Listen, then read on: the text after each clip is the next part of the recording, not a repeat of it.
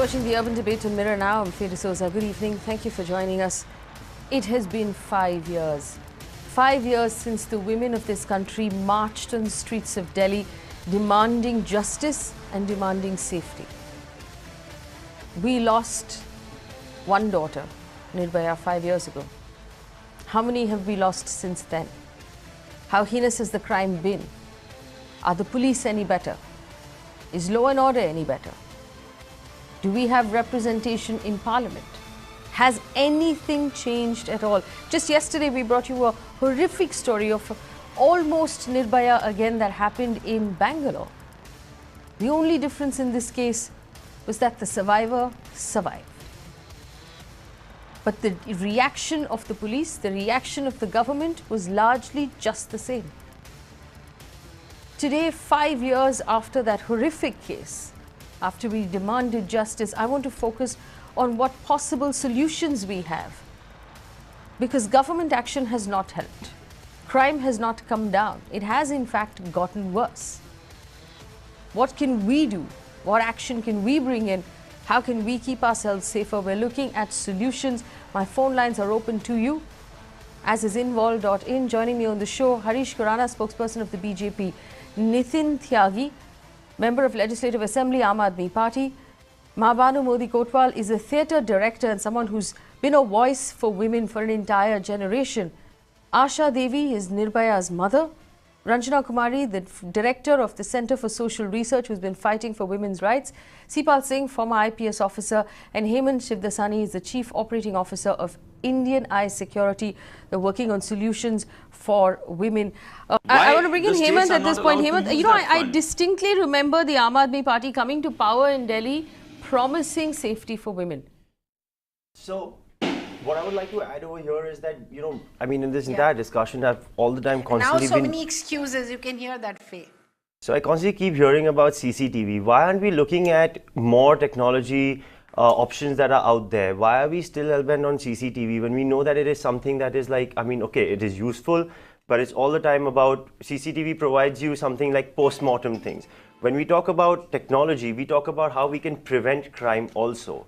So the only submission that I can say is that we should look at other options. Today, technology has advanced in multi-folds. And when we speak about that... Give us an example of the technology. So, I mean, we have something like drones that can be used. We've got technology in which we can actually empower every woman in this society with a mobile application that when she presses a button on the mobile application, a drone from the nearby location can actually fly to that area. Facial recognition can actually detect the perpetrators who are repeat offenders most of the times, and that can be projected directly in the control room of the police.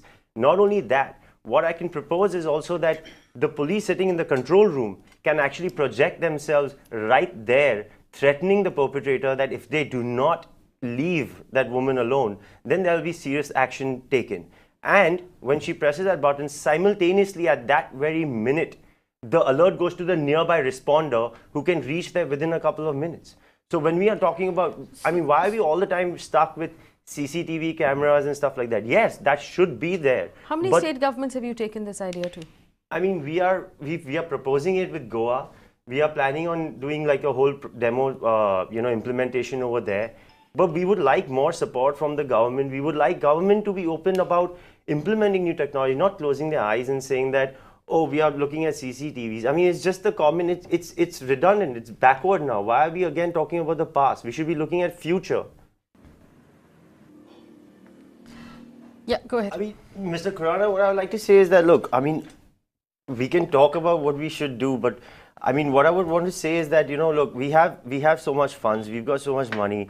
Instead of talking about what issue has occurred, and, you know, I mean, of course, those should be our learning lessons, and we should progress from here on so that these instances are avoided and should not be happening again.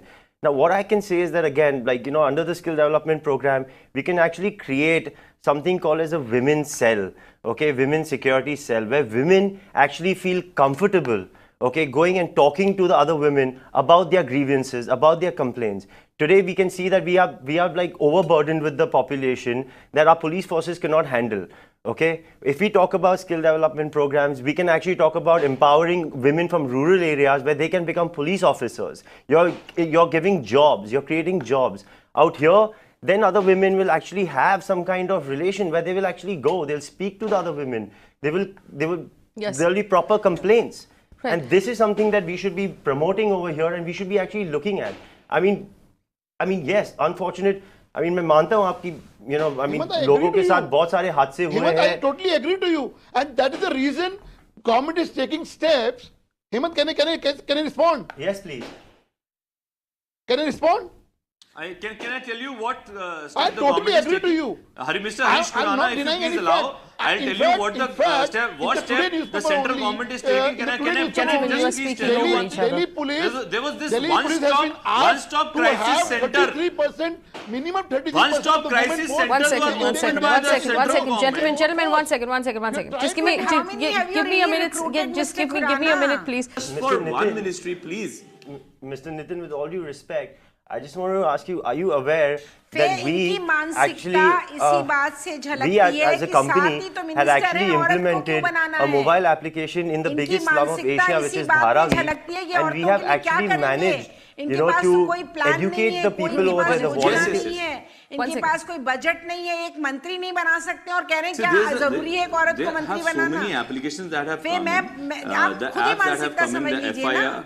There's an FIR app that is correct, but I'm talking about something that has actually proved and helped just hear me out. I would like to say that, after that after we launched iWatch into Dharavi, we have actually managed and we as a company have spent money from our pocket, and the government, we look for support, right? We spend money from our pockets trying to educate those volunteers to go into the slums, into those, those really intense areas over there, and actually raise alerts where they can actually report these crimes. Why?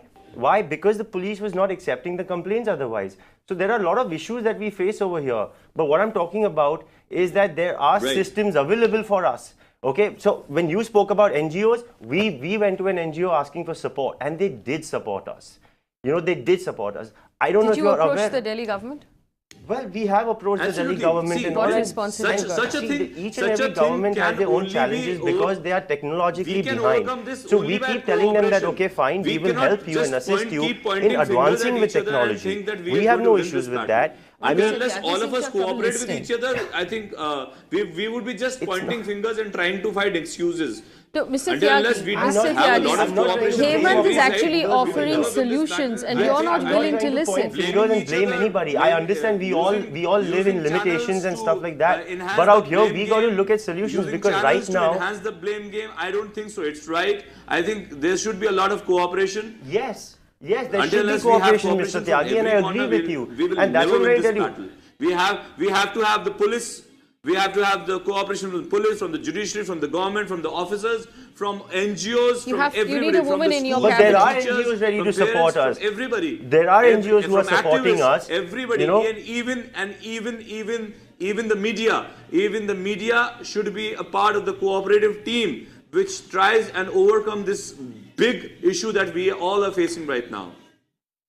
But you see, now my biggest challenge over here is we are all so busy just pointing fingers at each other, saying that, what have you done, what have he done? Her answer was also simple over here. Nirbhaya's mother is asking that, we should rather be busy talking to each other and trying to find a solution. But that's what I'm trying to say. We should be looking for solutions out there. We should be actually talking about more, what can we do in order to prevent? So you talk about skill development. All right, gentlemen. While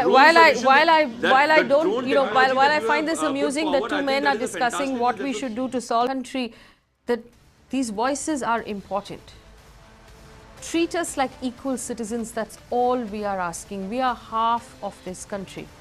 And that means, being half of this country, that half of Parliament, half of Lok Sabha, half of Rajya Sabha, half of every assembly in every state should be female. Because those voices need to be represented. When you sit around in your rooms and make decisions that will affect our lives, please, I beg you to have a woman in the room. You might think you know what's best for us. But those days are gone. It is 2017. It won't hurt to listen to a woman talk and to understand our side of the story. have a woman in the room. Let's start with that step. And then let's see where that takes us. Today, far too many governments across our states do not have women representatives inside of their state cabinets, and their state cabinets are making decisions that affect our lives every day. This is not an atrocious thing to expect. This is a normal thing to expect. Because when you don't have a woman in the room, you will invariably make a bad decision. It will hurt you in the next election when half your votes come from women. It can't be put in a more simple manner. And there is nothing that the women of this country are more upset about right now than the crime numbers. This should be on the top of your priority list if any of you hope to come back to power. Any of you in any state. We'll continue to bring you every single story, so the next time you walk up to that voting booth in your city, in your state, in your country, you will be better informed.